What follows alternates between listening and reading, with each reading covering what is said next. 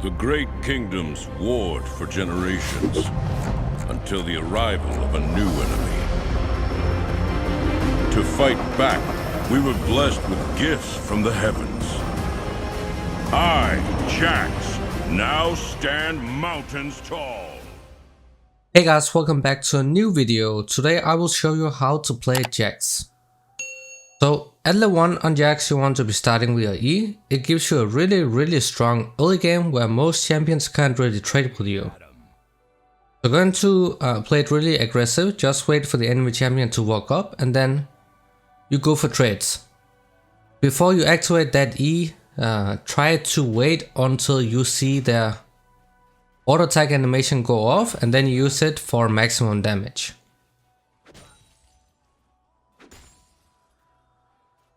He'll probably release for the enemy jungler, that's why she came late, so just fuck up like this. And make sure that in your E animation you also auto attack. That passive is going to give you a lot of attack speed, so try to stack that passive up on the minions first and then you go for that E trade. Level 2 here, you can take your Q, that is your leap. That's what you can use to engage with, especially if you manage to get a really good trade off level 1, then you can take that Q and then you can just jump straight in once they greet for minions.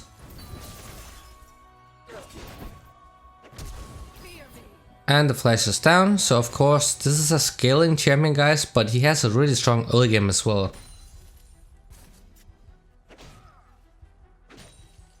And the thing is, Riot buffed split pushers with a new Hullbreaker item, so that makes them even stronger than what they used to be, because Jax was already an S tier pick last patch. And this patch he just got a really strong split pushing item, so he's even better right now. He's one of the best top laners you can play. Imagine if I had a real...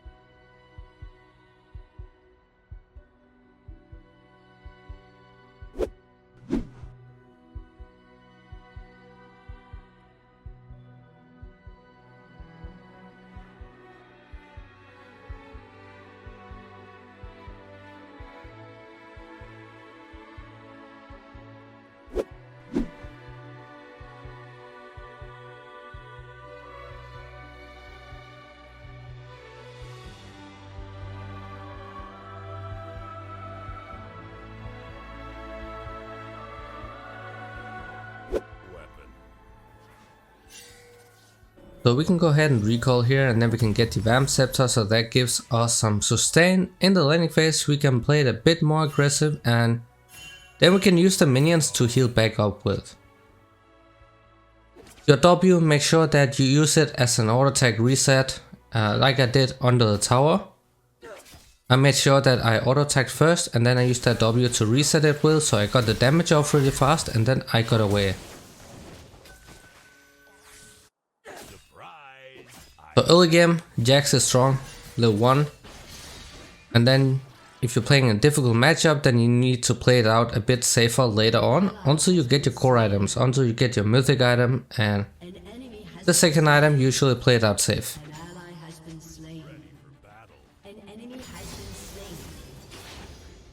There's a W max here of course, but if you play against ranged matchups,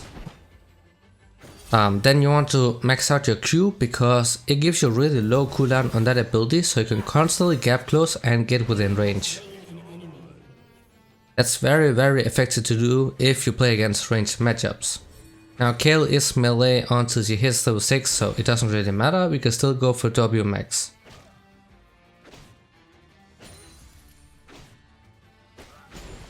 Let me at 'em. So we can just set up a freeze here. We need to trim down the wave because there are way too minions right now. And then we have teleport as well. So we can just keep the wave at this spot and then we can teleport back whenever we need to. So this is a pretty good freeze we have going.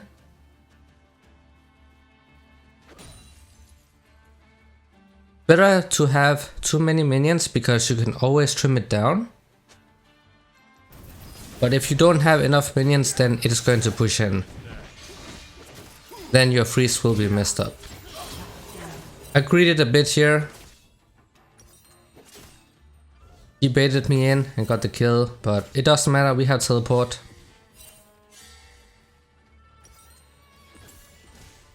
And she has like 0 wave clear early game, so she is not able to push in this wave, so she is still pretty much screwed. An enemy has been slain. An enemy has been slain. Now you can go for the Divine Thunderer first if you want to. You can also go for Blade of the Ruined King, it really depends. I like having that extra attack speed and that sustain as well. So that's why I like to go for Blade of the Ruined King. It's especially good if you play against tanks or be able to trade a lot. Now that you have your level 6 guys, make sure that you abuse that empowered auto attack.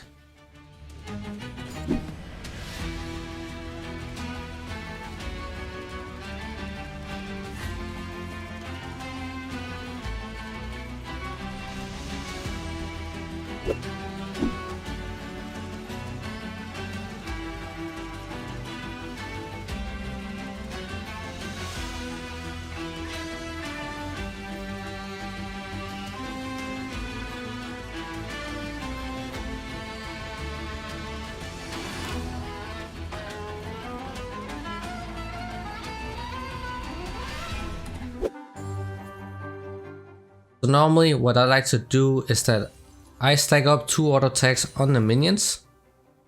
Then I walk up to the enemy champion, jump in, use 1 auto attack and then I reset it with a W. So you get a lot of damage with your auto attack, the W and that passive.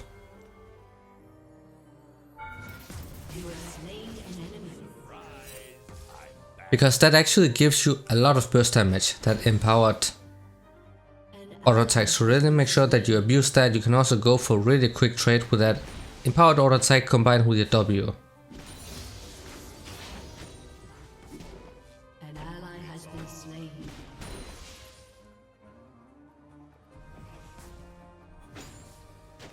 So that ultimate also makes Jax really good at tower diving. So that is also something you can look out for. If you manage to take really good trades to the point where the enemy champion is really low HP, then you can also look for dives. This is an example of how obnoxious this champion becomes if you give him a lead, because he's going to outscale most champions in the game. He's one of the strongest split pushers in the game, so if you give him a lead in the early game, he's just gonna snowball and take over everything. An enemy has been slain. So when you go for trades, and if you are even, make sure that you play around that E, guys. Make sure that it actually blocks something, and once it's on cooldown, then just back off. Unless you can win the extended trade.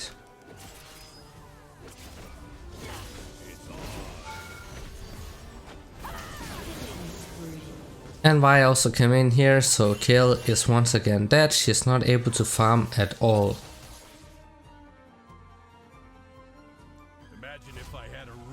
We can go ahead and recall here because we have so much gold, so we definitely want to spend it, because if we don't, then we don't really have that big of a lead. Somebody comes, they can take that shot down. But the Blade of the Ruined King, of course, the next item will be the Divine Thunderer. That is something a lot of champions like to abuse because it is so strong right now.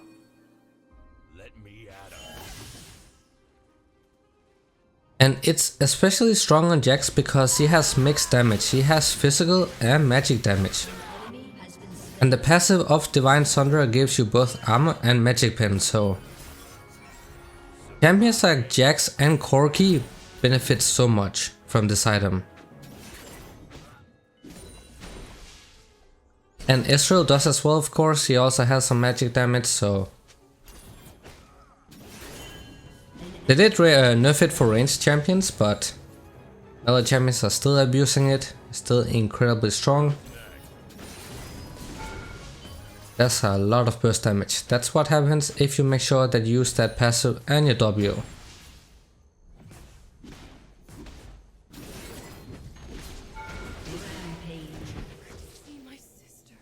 Just keep pushing here. So normally you play a split pusher, so you want to AFK into side lane, you try to force people to come to defend against you. When you play champions like a Jax and a Fiora, then you are pretty good in those 1 versus 2s. That's what you want to try to force. And if you do win it, guys, then you're going to be rewarded with probably a tower, and of course you also get kills.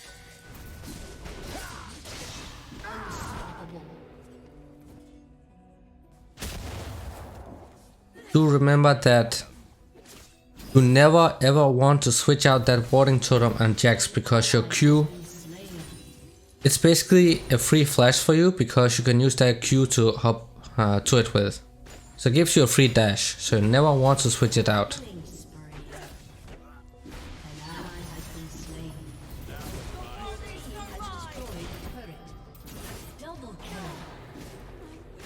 Bot lane is doing great, mid lane is also doing great, so this is one of the rare games where everyone on the team is doing great, so that's fine. So we just want to push, then we can take away jungle camps.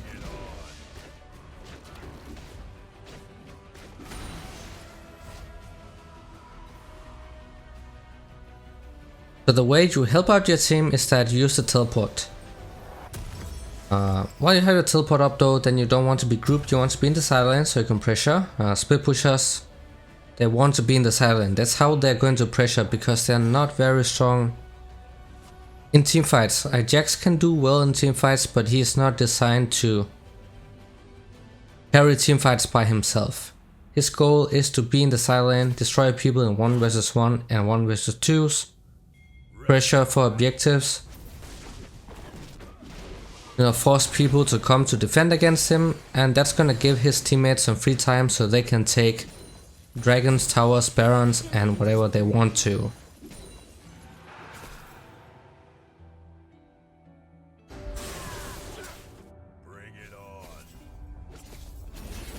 Just gonna keep pushing in the side lane even though the tower is down.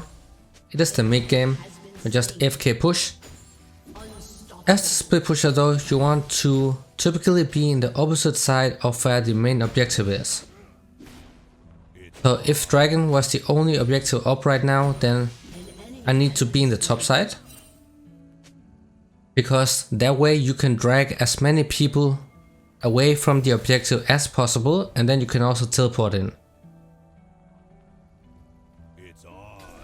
So right now it would have been really good if I was in the bottom side, because now the only objective that's up is the Herald. But since my bot lane is already there, then I can't really move.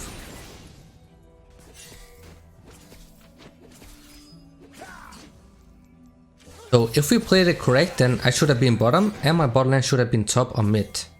Preferably mid, and then Cassiopeia can be top side.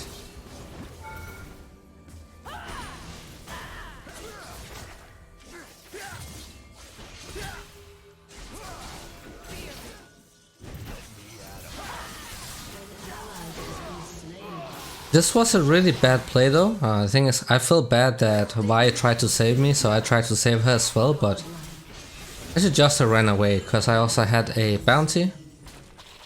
That was a bit int.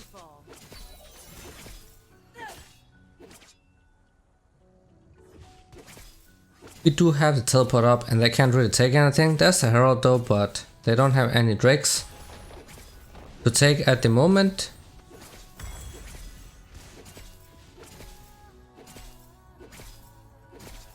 We got the Divine Sunderer though. So now we're just gonna obliterate people. This is your 2 item power spike.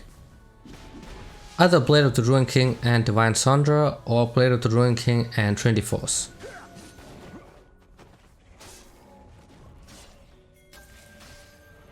But since Divine Sundra is so OP on melee champions right now, you can just use it every single game if you want to.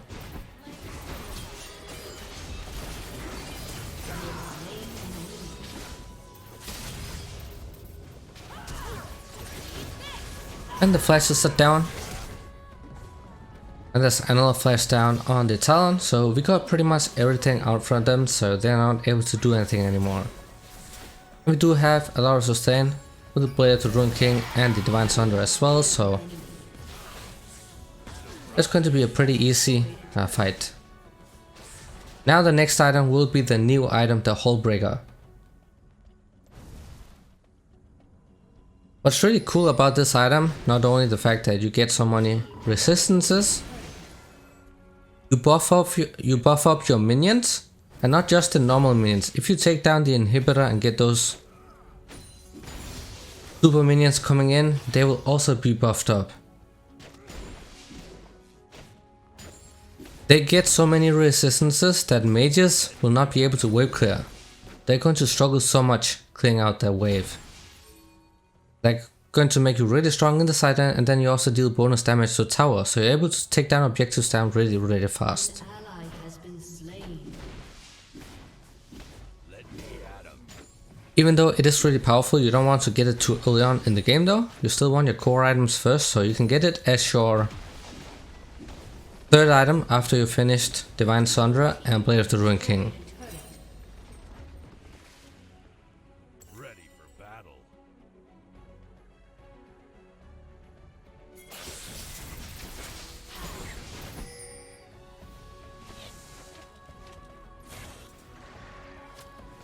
You can also take away some jungle camps. It is fine to do if your jungle is not doing them, because there is catch up XP. You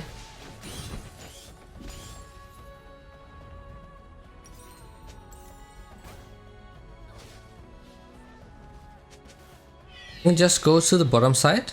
I still need a bit more gold for the Hullbreaker, so Vi actually gave me this wolf camp, so that's pretty nice. So it's going to be really fun once we have this item.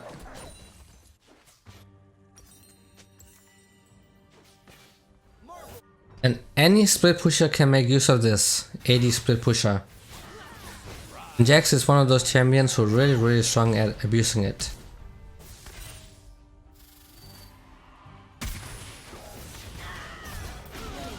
He also gave that kill to me, so now we actually have enough gold. We have more than we need.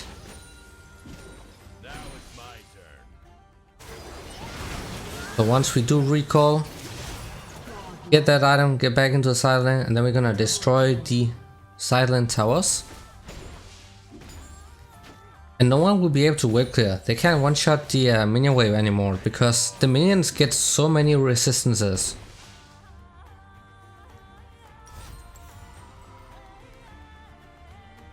At this point you can also get Strax Gage though. Strax Gage is a safer choice because it doesn't rely on your teammates played out properly, because if your teammates try to group with you while you have the Hullbreaker, then you're pretty much left with half an item. Because you lose most of the stats if you have allied champions nearby. An enemy has been slain. The cool thing though is that if you ping that item, the Hullbreaker, then it's going to warn your teammates to stay away, because it will tell or say that you're not getting the effects. So make sure that your team knows that they can't group with you, so you get the maximum value from this item. So you just want to AFK in the side lane, just destroy the towers and avoid grouping if possible. The only time you want to group is if there's a big objective off that you really want to fight for.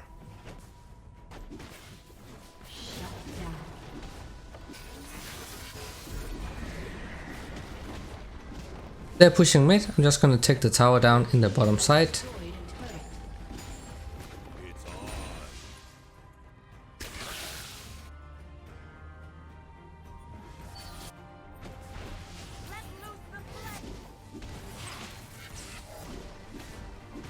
When it comes to matchups though, then you probably want to ban Malphite because you are auto attack reliant. If you play against the Malphite, then you can't really auto attack the entire game, so that's a good ban.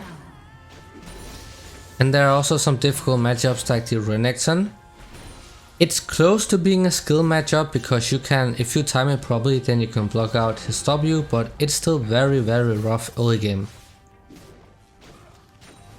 You're going to outscale him really hard, but early game is so difficult if you place it out properly, so that's also a good ban. Otherwise there are a lot of skill matchups.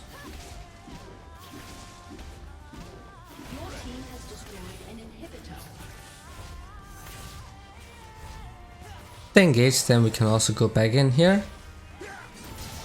They are so far behind though that we are pretty much at burst mage at this point. Just important in fights that you really abuse that auto attack reset on your W, because it gives you really quick damage off. But it's hard to react to it. Imagine if I had a real weapon. Now we can get the Strux Cage, and then the next item will be the Guardian Angel, because that allows us to just dive 1 vs 5 into the backline, and then we also have that extra life, so it lets us play even more aggressive.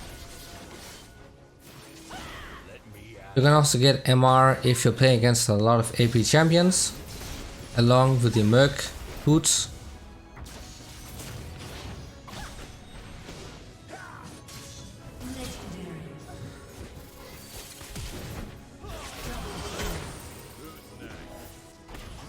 Well, this is how fun Jax is to play if you are ahead. This is not going to happen every single game. Sometimes you're going to snowball really hard, sometimes you won't. What's important is that you play towards the power spike, so you try to get your 2-item power spike, you get your Blade of the Ruined King and the Divine Thunderer. Once you have these 2 items, then you're going to destroy most people in the side lane. You're also going to outscale most of these matchups where you previously struggled with in the early game. So play for these 2 items, stay in the side lane, pressure as much as possible, make sure that you teleport in if your team needs you to do so. And just carry the game through split pushing. And this new item definitely made that a lot easier. Made Bruisers even stronger, even though Jax was already really good before this patch.